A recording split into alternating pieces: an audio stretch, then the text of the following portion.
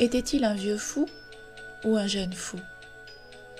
L'âge lui importait si peu, à vrai dire. Longtemps, il avait eu une vie de fou, jusqu'à ce qu'il arrête en vain de courir. Il avait tant adulé conduire comme un fou, ivre de vitesse et boulimique de liberté. On l'appelait alors le fou du volant. Ça le faisait sourire, cette idée d'illuminer.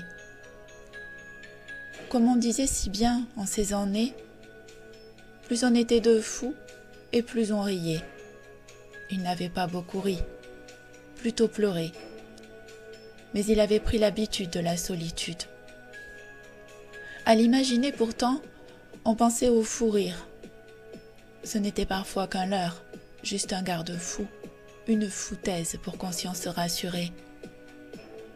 S'il avait à choisir entre le pion ou le fou du roi, il savait que trop bien le rôle qui lui était réservé.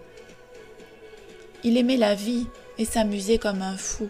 C'était son credo, son ultime force intérieure.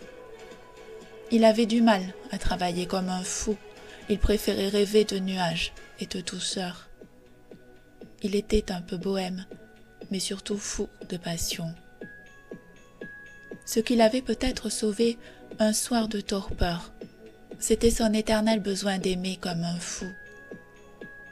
Il était fou de sa folie, et pourtant roi parmi les sages.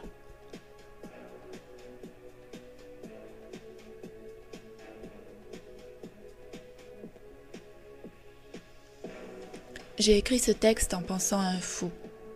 Oh non, pas un fou de bassin qui s'envolerait titubant sur une plage déserte. Non, juste à un homme, un peu plus fou qu'humain, ou un peu plus fou que vous. Je me suis demandé aujourd'hui si à force de vouloir croquer la vie avec folie, on ne se retrouve pas finalement sur des chemins contraires, sur lesquels il n'est plus possible de faire marche arrière.